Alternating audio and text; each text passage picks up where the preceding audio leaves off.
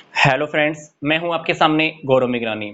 इस वीडियो में जो टॉपिक हम डिस्कस करने जा रहे हैं वो है रजिस्ट्रेशन का। किसका registration? Registration of cooperative societies. तो कोऑपरेटिव सोसाइटीज के ऊपर कोऑपरेटिव सोसाइटीज एक्ट 1912 अप्लाई होता है। 1912 हमें उसी एक्ट के अकॉर्डिंग ही रजिस्ट्रेशन करवाना होता है। पर वेस्ट बंगाल, बिहार, ओडिशा, महाराष्ट्र, तमिलनाडु, यहां कोऑपरेटिव सोसाइटीज एक्ट 1912 अप्लाई नहीं होता, क्योंकि इन स्टेट्स में उनका खुद का अपना एक कोऑपरेटिव सोसाइटीज एक्ट है। तो जब भी हमें रजिस्ट्रेशन करवाना होता है तो हमें रजिस्ट्रार के पास जाना होगा, फॉर्म फिल करना होगा। फॉर्म के अंदर हमें बहुत सारी इंफॉर्मेशन फिल करनी होती है। डिटेल्स स्टडी करने के बाद रजिस्ट्रार अगर सेटिस्फाई हो जाता है तो हमें सर्टिफिकेट मिल जाता है रजिस्ट्रेशन का। तो हर स्टेट में एक रजिस्ट्रार है जिसके पास रजिस्ट्री होती है कोऑपरेटिव सोसाइटीज की। तो मान लीजिए आप पंजाब में कोऑपरेटिव सोसाइटी बनाना चाहते हो तो आपको पंजाब के रजिस्ट्रार के पास जाना होगा। वो रजिस्ट्रार क्या करेगा? आपकी सोसाइटी के रजिस्ट्रेशन का काम कंप्लीट करेगा। तो हम उसके पास जाएंगे, ये वाली इंफॉर्मेशन हमें फॉर्म में फिल करनी होगी। सोसाइटी का नाम क्या होगा, सोसाइटी का ऑब्जेक्टिव क्या होगा, सोसाइटी हम किस पर्पज से बना रहे हैं, शेयर कैपिटल की हमें डिटेल देनी होगी। फिर हमें बताना होगा जो मेंबर्स हैं उनके राइट्स, उनकी ड्यूटीज, उनकी रिस्पॉन्सिबिलिटीज क्या होगी। जो भी मेंबर्स हैं उनकी ड्यूटीज, रिस्पॉन्सिबिलिटीज, सारी बातें हमको बतानी होंगी।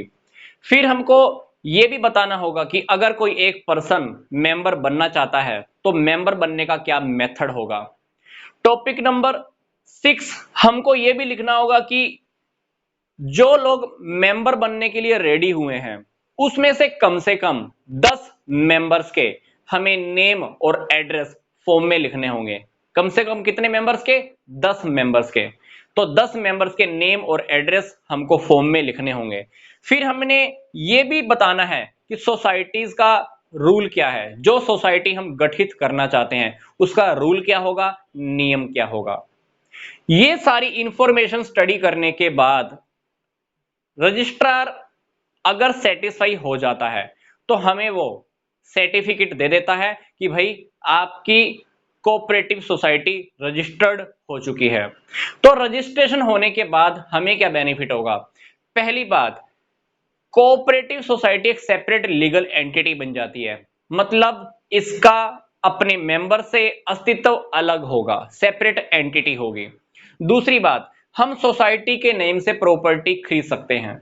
तो मतलब सोसाइटी के नाम से प्रॉपर्टीज रखी जा सकती हैं। सोसाइटीज की अब अपनी राइट्स होंगे, रिस्पॉन्सिबिलिटीज भी होंगी।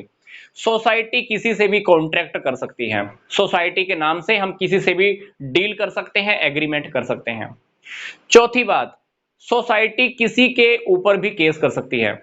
मान लीजिए सोसाइटी के साथ किसी ने कुछ गड़बड़ किया, कोई गलत डील की, तो सोसाइटी के नाम से हम किसी दूसरे पर्सन के ऊपर केस ठोक सकते हैं।